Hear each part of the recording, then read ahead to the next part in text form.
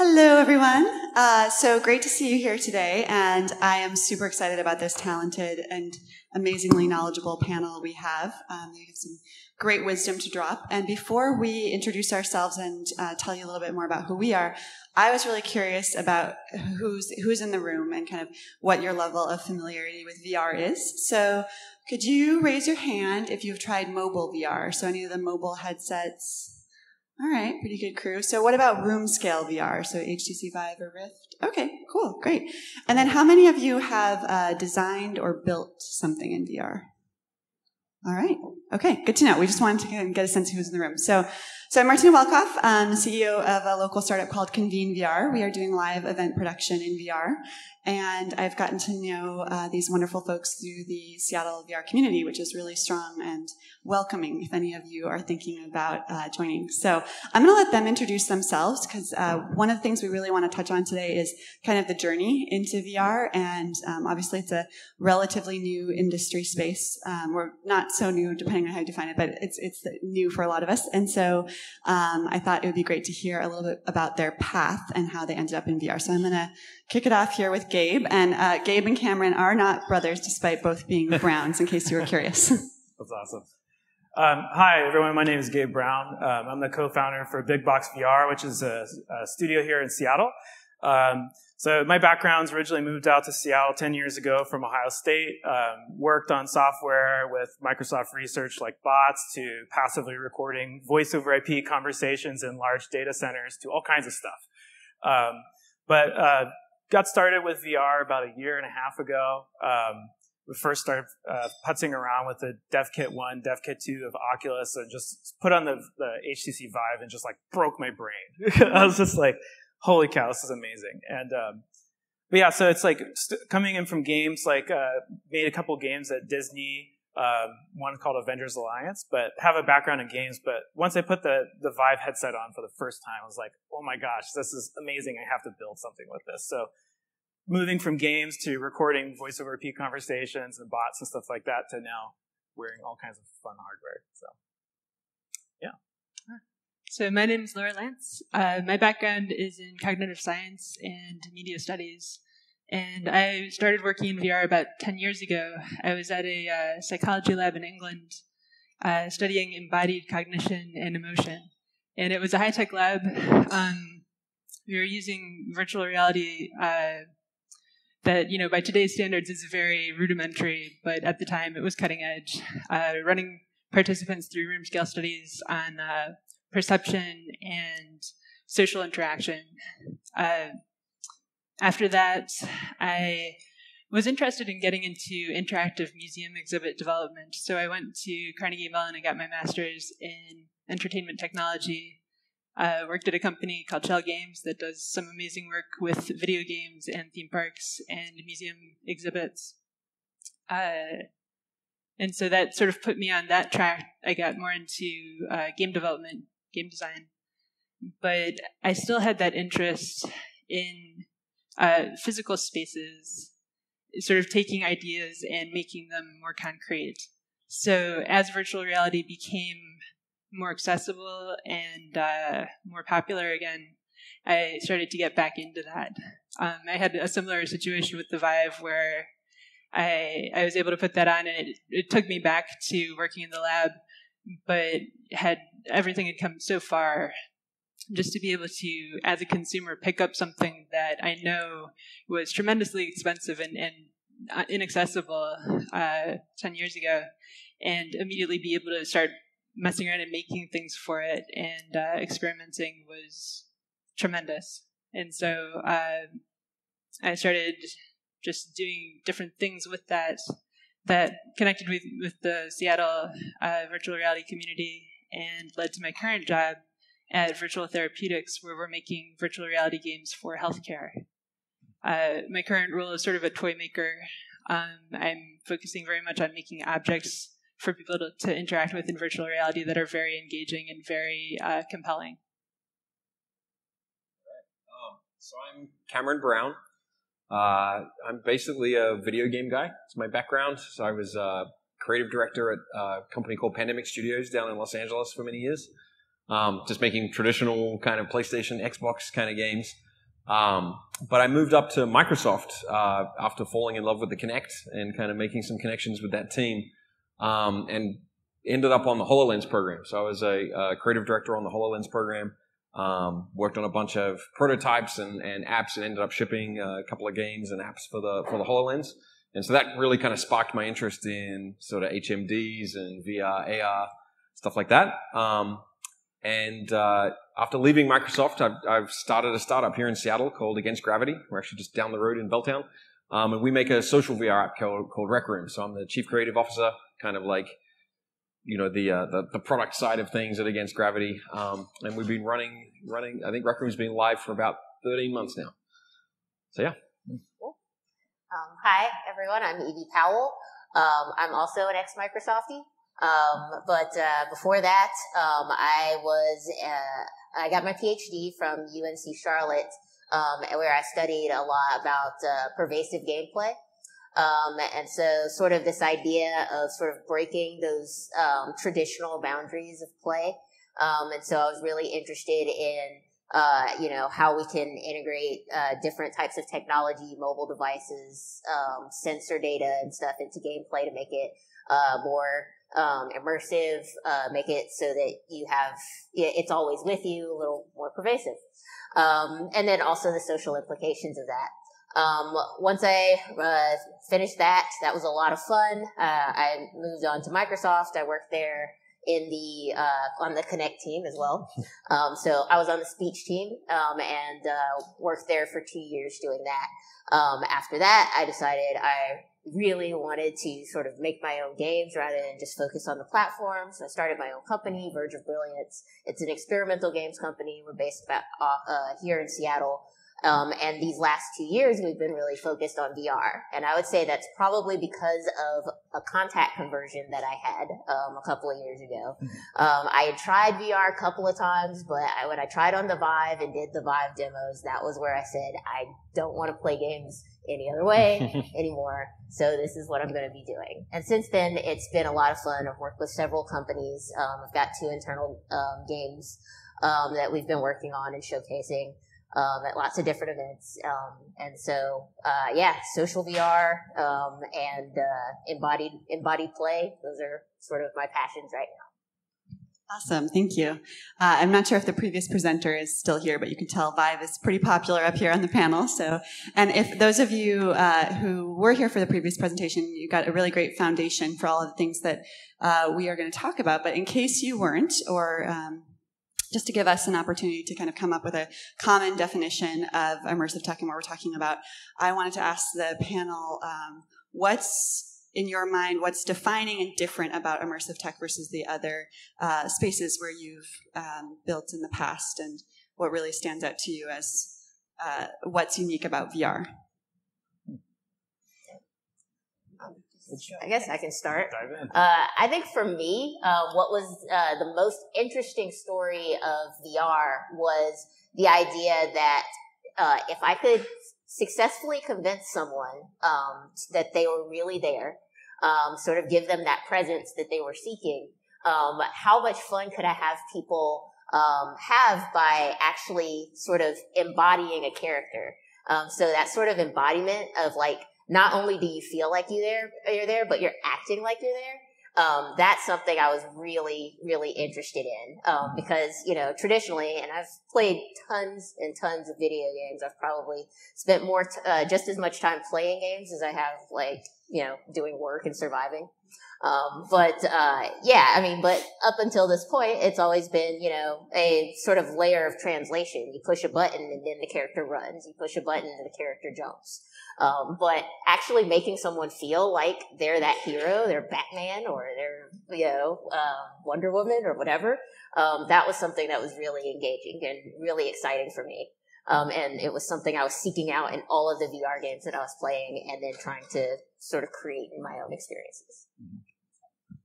I could expand on that a little. Like that, I totally agree. That's kind of this is probably my own idiosyncratic, definition of immersive stuff, but I find it what's special about it to me is how it brings your physicality into digital entertainment. like allowing you to use way more than just your fingers, like, and the addition of the hands, like the low latency tracking of the vibe and the touch, to me is a huge difference maker. Like 360 immersive head tracking and content like that is great, but something about the addition of the hands, like really takes that presence to the next level. And like, so for me personally, like I very focused on designing for stuff that has rich use of the hands and gestures and things like that. Yeah. Just go down the line. I think also you interact with things differently when you feel like you are in a space with them. Even just, and this is old research, but way back, early studies with VR, people were looking at how do people respond to information presented on a small screen close up versus a jumbotron-sized screen far away, where it takes up the same amount of the visual field, but you have that different sense of the scale of things. And people remembered things that were huge and far away in the sort of virtual jumbotron much better than the same information presented in this small window. For me, I'm another person who like really enjoys just like moving around, being in my body. And so all of the digital world, there's so much potential with these things where, you can show information in so many different ways. You're not limited by material costs or things like that. But to only ever be able to access this stuff through these tiny screens, these tiny windows, whether you're outdoors holding your phone or you're sitting in front of your monitor, it really takes you out of your body. Like things become very heady, very intellectual, but there's so much more to how we interact with things. And I think there's a richer sense of stuff when you can get more of the person involved.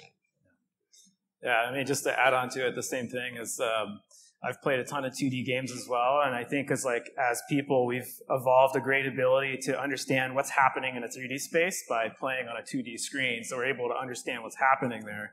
But I think what's super cool about VR is that it's really brought us, which is a three-dimensional people, into the world of computing and graphics. So really the computer is meeting us and interacting with us a way that we already interact with the world, which is super interesting because it brings in reactions that you already innately have just because we're all here, we're all functioning adults, we're not running into walls repeatedly. Innate reactions such as like large objects moving in VR. When we first got started, I had like a giant 9-foot-tall ball moving around inside a room. It was freaking terrifying. And as it gets close, you're like, whoa, that's getting too close. Or Rec Room and Smashbox, we have the same thing as cultural divides of like 1 foot of distance from you and someone in Europe is like really, no, this is comfortable for American. You're like, whoa, what's going on here? So innate reactions about social norms and your own body's reaction to your environment are suddenly happening in games, which really hasn't happened until the evolution of this hardware. So to bring that forward. So that's what makes it super immersive for me. Yeah, the emotional reaction has really stood out to me too. And Gabe was actually the first person to ever give me a high five in VR. And I was pretty impressed. I was like, yeah, that felt like a real high five. All right. So there's all sorts of interesting emotional responses I've experienced, and sometimes usually good, sometimes a little overwhelming depending on the experience. But and that's actually my next question is around challenges. So obviously we're all really enthusiastic about the opportunities in VR, and I'm curious, what are some of the biggest challenges you faced as you're really trying to push the limits of what we're doing in immersive environments and reach new users? What are some of the barriers there? For me, I would say that comfort and fatigue are some of the biggest things that I'm trying to constantly, make better in my own experiences, trying to minimize as much as I can. The one thing I like to tell people about VR, and one of the biggest challenges associated with VR, is that unlike with, Nintendo, if you sort of grew up in that era, Nintendo, Sega, whatever, you can probably remember playing games when you were sick, playing games when you weren't feeling at your 100% best. Whereas with VR, it's very difficult to craft an experience that will allow you to do that. The devices can be big. The movement can cause fatigue. Just the idea of looking at things in VR for an extended amount of time can cause fatigue. just because of the way that your eyes naturally move versus the way they're sort of forced to move and accommodate when you're in a VR headset. So all of these things put together make it so that a lot of people, they'll try it and they'll really love it, but to actually come back and do it again, they're just like, oh, well, I just got off work. I'm so tired. I don't want to do it. And that's not what you want, right? You want something where it's just like people are tired, so they go play your game. So sort of crafting those types of experiences and also making them compelling enough so that people will actually go ahead and strap on all that gear and jump back in. That's a big challenge. Yeah. And whatever you do, don't ever share a VR headset with someone that's sick. Yeah, exactly. It spreads it like wildfires. They gotta wipe that sucker down. Yeah, no, that's another thing, right? Is the isolation of being like the only person with the VR headset, and then not being able to share it when you're sick. It can be isolating instead of the opposite. Which VR, don't get me wrong, VR has the opportunity to be extremely connecting to people. Social VR is amazing, and if you've ever tried a multiplayer experience, and I love Rec Room, by the way, I talk about it all the time. If you ever try it, it's so much more engaging than being in like a traditional chat room or being in like even an MMO. So, that original perception of VR can look very isolating. You're literally putting a black box on your head. So, yeah, I think also. So the physical difficulty of it is something that we deal with a lot because we are making games for sick people. So it's a special consideration there. I know even just me, myself, going into chat and coming out, with the weight on the head and the print distinctive marks.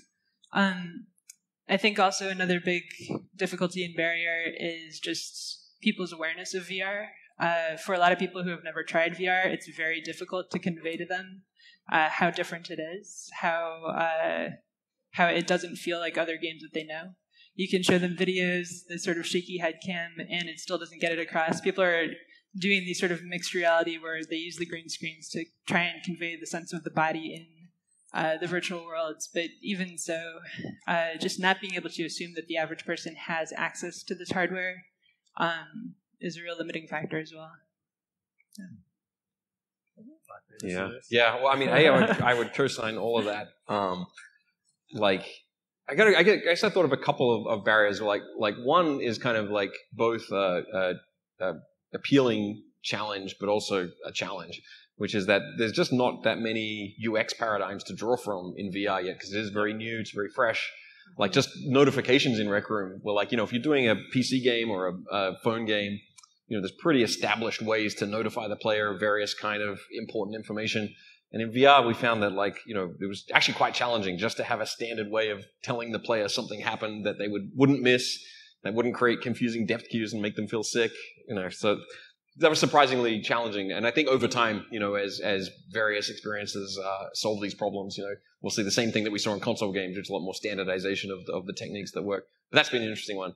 The other one I would say is, as Gabe was saying, that kind of those involuntary reactions of if you got a giant boulder rolling around, for us and for any social multiplayer VR experience, there's kind of a double-edged sword of that too, which is there's a lot of involuntary response that it can feel quite confronting to have people get up in your space or kind of grope at you in VR, which if you haven't had that experience, it can be quite counterintuitive how distressing it is. Mm-hmm. And so that's, so I think that's something that particularly for multiplayer experiences, you've got to think about going in of just don't just set people set people loose in a multiplayer VR experience because it can be quite distressing for people. Yeah, and Rec Room's got the state of the art in terms of combating that. So I don't know about the state of the art, but it's we try. It's one of the most comfortable ones. So yeah, and for us, some of the stuff that we've been doing, the most challenging part for VR for us has been really around locomotion. There's quite a divide in the VR community. You guys have probably seen this as well. It's some people are I can only use teleportation if I move through the world just like you're casually walking through this building. I get sick because your inner ear saying, I'm not moving, but your eyes are saying you're moving. Your brain says, I've been poisoned. I need to throw up.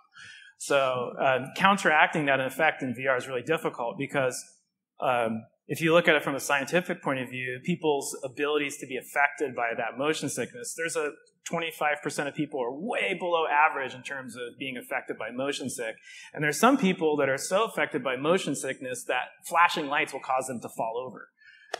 So you have this very wide field here, and I think we've all been experimenting. Teleporting seems to be the most popular, but we also frustrate players that want something that's more freeform, much less limiting than that. And so I don't think anyone's really solved that answer yet, but I think that's the holy grail, because just like when we first saw Doom when it first came out, and Duke Nukem, and all these old point mouse look shooters, like people were getting sick right from the day one, but we kind of evolved to get used to it. Mm-hmm. And so we hope at some point that happens in VR as well. So yeah, when we were talking and prepping for this panel, we talked about how that one bad experience in VR out of the gate can really turn someone off in a big way, and that's obviously what we want to avoid. And so, in an effort to keep people from throwing up and maybe to start building some of those UX paradigms, I would love to hear from each of you your top 1 or 2 design tips, the learnings that have emerged thus far that have been really effective, and maybe that people in the audience could apply to things that they're building or thinking about as well. For me, I always try to create a sense of presence using as few sort of, I guess, graphical. What's the word? I don't try to go immediately high res with games visually in VR. And there's a few different reasons for that. One is because I feel like there are a lot of other methods that you can use to actually create that sense of being there, that sense of presence that are comfortable. And 2 is that, like, I'm always just trying to mitigate that sort of visual fatigue that people encounter when being in a VR environment. So reducing the amount that people actually have to focus on in the environment is something that I think ends up allowing people to sort of stay in my experiences longer. And so that's actually a metric that I use for success in my experiences is, I just sort of, whenever I go to an event or something like that, I just put people in the headset and then just see how long they will willingly stay in there before they're just like, oh, okay, I'm too tired, or, oh, this was fun, but whatever. So that's always something I'm looking for is sort of trying to keep that visual comfort. And so, obviously the number one thing that you should be doing before anything else is probably, keeping that frame rate down and sort of monitoring things like that, because that's going to be like the first thing that actually makes people feel sick. And so, there's a certain frame rates associated with each of the, VR devices, that are recommended that you don't go under. And you should just treat that like it's just gospel. Just never just dip under those numbers, because it just feels so much better when you're actually above those numbers. And then also like using things like, the sound, spatial sound, directional sound, things like that. Those can also create that sort of sense of presence, that, even the most high resolution, experience could potentially sort of miss out on that if they, didn't put, wind rustling in the background or something like that. And those can also serve as like cues when you're trying to design an experience of, someone's supposed to look over there versus over here. And so, yeah, I say, sort of play around with and get sort of really experimental with like how you're communicating to people, and how you're sort of, bringing that sense of presence, because that presence is like a contract, it's saying, I'm not going to break your brain. You're going to sort of relax your brain a little bit so I can sort of tinker in it and make you feel like things are there that aren't there. And so, if you violate that contract in any way, that can actually be something that turns people off to VR forever. And I've seen that happen where they just put the wrong experience on for the first time. They try it. It makes them uncomfortable in some way. It scares them. They rip it off. They might throw a device across the room, which is not pleasant. And then they're just like, yeah, that's probably not for me. And it doesn't matter if the next experience is great. They probably just won't give it a chance. So. I need more time to think of something smart. You guys go. Sort of on the trail of using audio in smart ways, I think also haptics or just that vibrotactile buzz that you can do is very powerful. Yep. You're always trying to get people to look in the right place or be aware of the right things because they've got so much now. Like we're used to being able to frame things in a very clean kind of way. And so, but I mean, you can make a very clean environment. If somebody isn't looking where you think that they're going to be looking, you have to find some way to get them over there. So yeah, that spatial sound, oftentimes getting people to look at their hands so that they can understand how they're supposed to interact. A little buzz, they won't know why they looked down, but you'll get them to look there. So that's kind of a critical piece. I think also just voraciously consuming stuff that is out there. Look at what people are trying in VR because there's a lot of, sort of proto standards or early conventions that are forming, but there's also people who are trying crazy things and some of them are working. And nothing is really solidified quite yet. So, try your own things, but also go ahead and stand on the shoulders of others or build up from what other people are trying. Yeah. I think for us, it's really just putting lots of people through your experience and stating what you want them to do at the beginning and just let them talk about what they're doing. We've made so many discoveries from that, from people talking about, we said, hey, just start a match. And they're like, well, where do I go for a match? Everyone always talks about it like it's a place. So like, well, let's use an analogy we use here, which is shuttles that take you to rooms and things of that sort. Rec Room does a great job with that same concept too. So, but having people play test it and looking at what their hierarchy of needs are, like hierarchy level 0 is, are they complaining about being nauseous? Because you can't really get to the other stuff if they're getting sick. And we had plenty of moments earlier on where like, oh no, the camera tilted slightly or something like that. And that's like vomit town. So graduating past just motion sickness. The second step is like, do I understand what's happening or do I understand what to do? So it's like understanding, getting to that point. And then the last piece, if they start complaining about that gun's too powerful, you're getting close. It's like they're complaining about the game balance. So you've met those first two criteria. So lots of user testing, looking for those 3 different levels of needs for those players and understanding what's going on. So yeah, I would expand maybe on that point about like people thinking about a place you can go. Definitely, there's something very strong spatial relationships. So I guess something we think about a lot is like, the affordances that you place in the world. Like if you put a cup in the world, people are going to try and pick it up. If you put a door, they're going to try and open it. Like you sort of putting them in a space and giving them their physicality. And so they expect everything to work the way things in the real world work. So unless you're being very intentional about violating those expectations and taking it to some kind of crazy world of space whales, we've had pretty good luck kind of like delivering on people's expectation of like, if they think like something we got a lot of positive response for early on with Rec Room was like, as soon as we gave you hands that you could clasp and you could have two people, like people immediately wanted to fist bump each other. And so when we attached some semantic meaning to that, so that's in Rec Room, that's how you form a party so you can stick together and go to different places of the world. And the player response to that, the amount of delight people got from that when the thing that they were going to do anyway then turned into something that had meaning. That was really cool, and we've expanded on that since. So we have now like the handshake gesture is how you make friends, for example, and high-fiving each other is how you revive each other in some of the game modes, and people seem to love that stuff.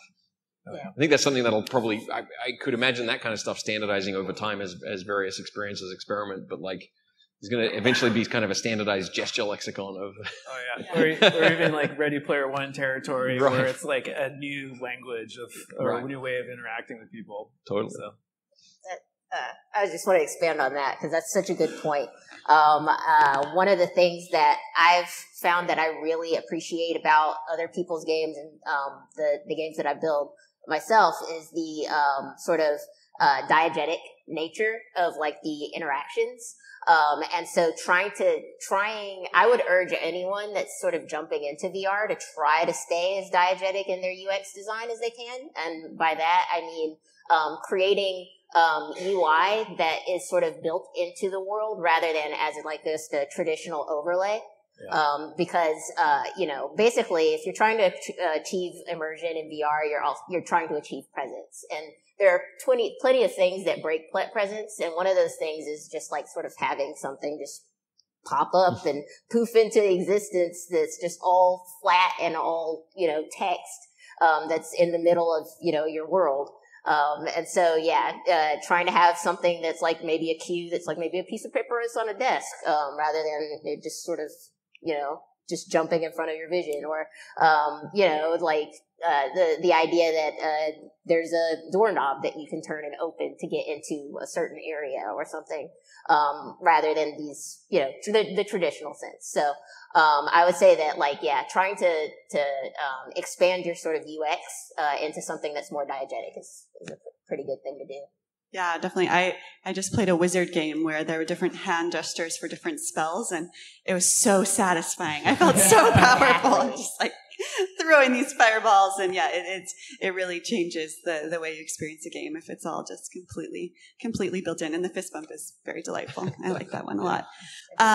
So the topic of sort of the lack of standards at this point, and both the opportunity that provides and also some of the challenges in not having that more standardized system has come up a few times now.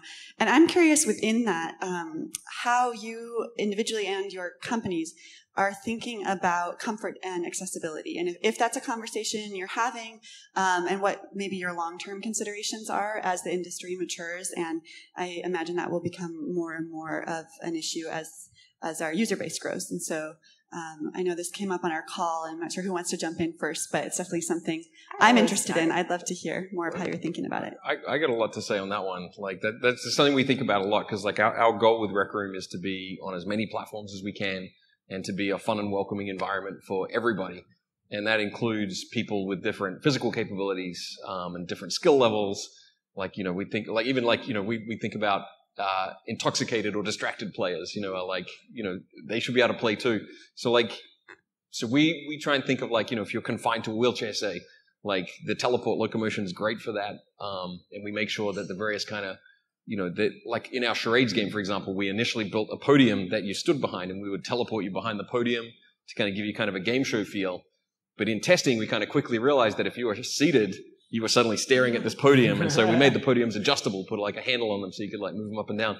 And another thing a design principle that we've had from day one is that you should be able to play Rec Room with only one of the two controllers. And that's not strictly true. There's a couple of mechanics, like we have a bow and arrow mechanic that you really have to have two controllers. But there's another way to play that game mode. We're using different weapons and tools.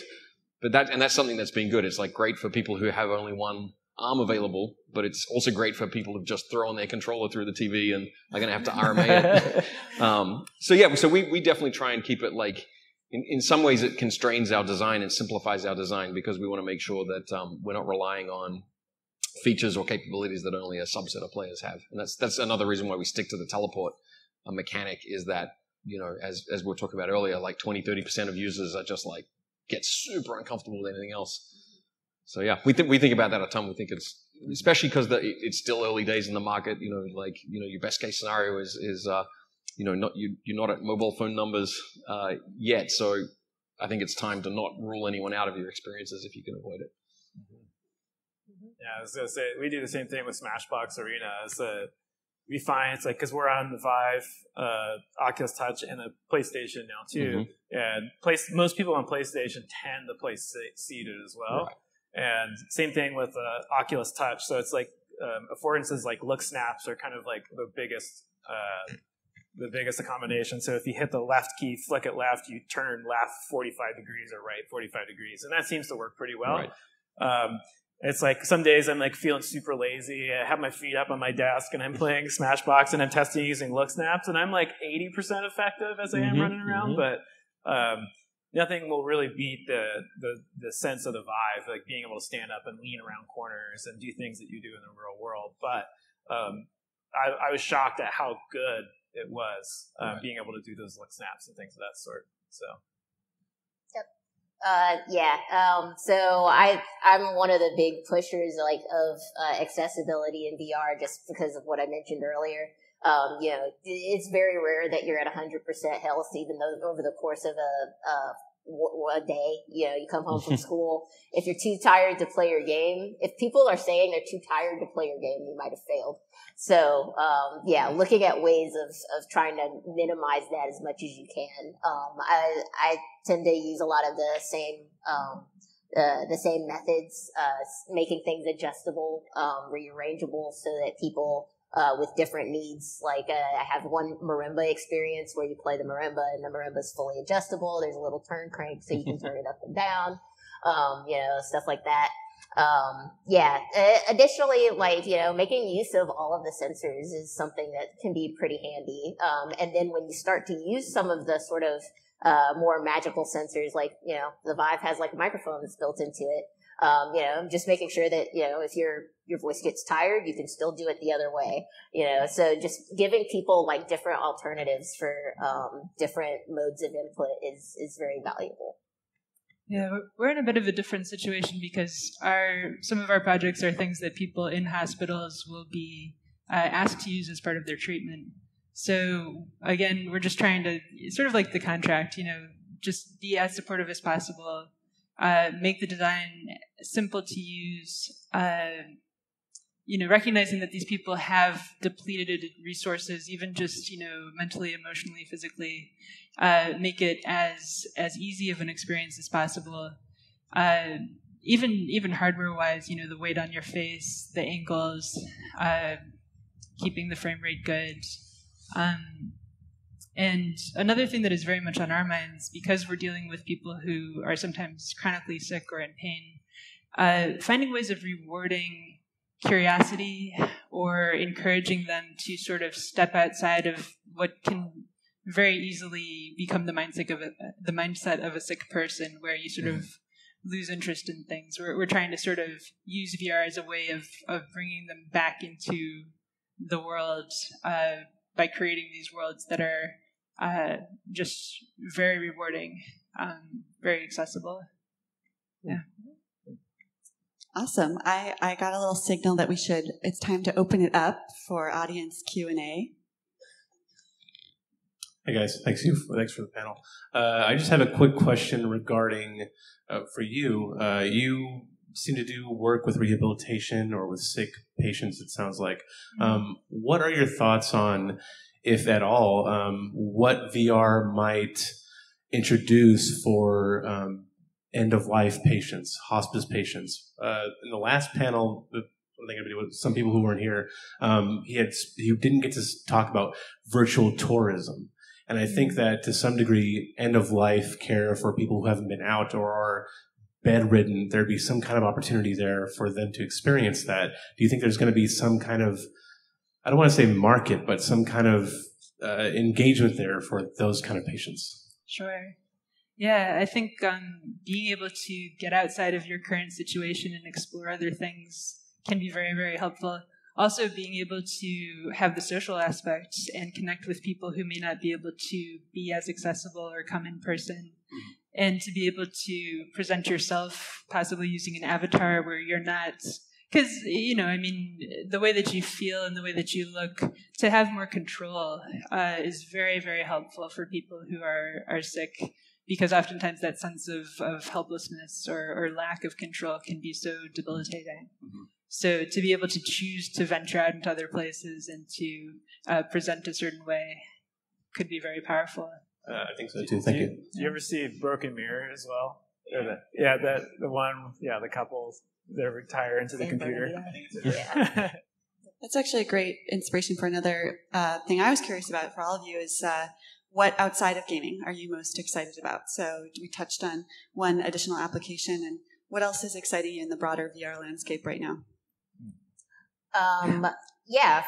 For me, I would say that the end all be all and sort of my career goal is that gaming. So I'm going to answer it slightly different in the way you expect. Is that gaming actually moves out into your real world? And it's kind of an always with you and sort of distributed on multiple platforms. So a game might be something that you play a little bit on your traditional computer, you play it a little bit in VR, you play it a little bit on your AR headset as you move from point A to point B, with different levels of engagement and different motives depending on what you're doing. So having sort of these continuous experiences is something that I'm really interested in, and sort of like I'm always interested in sort of like how can someone that's playing VR can they have an asymmetric experience with someone that's not playing in VR? Can they have an experience where they're being affected by people that aren't playing at all, that are just sort of doing their own thing. So like, yeah, that's kind of what I look forward to.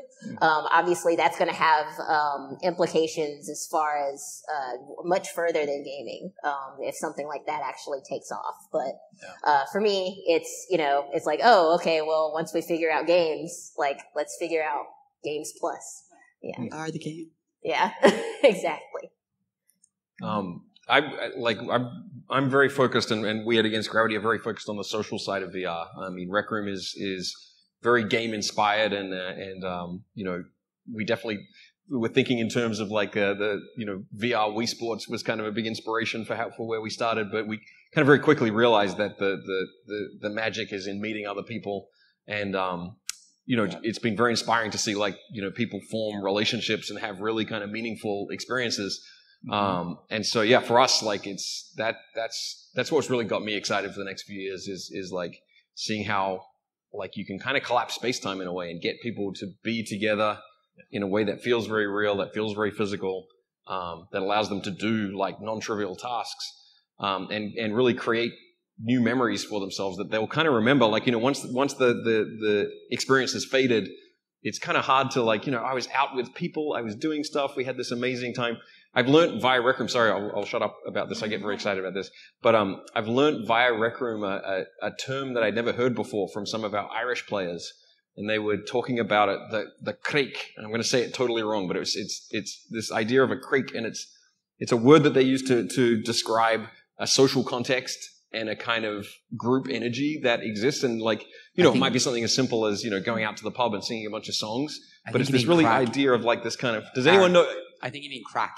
Crack. Yeah. There you go. Thank you. Yes. See, I knew I was going to get it wrong. But like, I'd never heard this concept before, but it was just it was interesting to hear someone label this kind of idea of a shared group experience that kind of creates a memory and strengthens social bonds. And to see that happening in VR has been super inspiring. And I think we're just really at the very beginnings of what could happen there. Yeah. We're talking about the technology, talk about games. The technology doesn't really create the change. Gamers tend to be ahead of the curve in a lot of respects. You tend to be opting into changing your life in a lot of respects.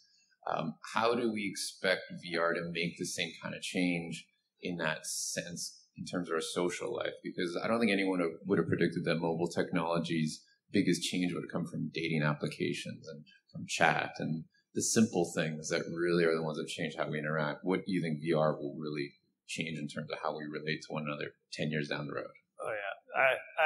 I think one thing that's always been almost pervasive across every single technology that's affected human species is all centered around communications, whether it's telephones, fax machines, computers, the internet. The communications was the pinnacle of what it is. And in multiplayer games is just the tip of the iceberg in terms of what we're going to see. So my family lives in Ohio and I'm out here, and we'll play Smashbox together, and I see that character move and I know that's my brother, because he has this very particular tree swaying kind of personality.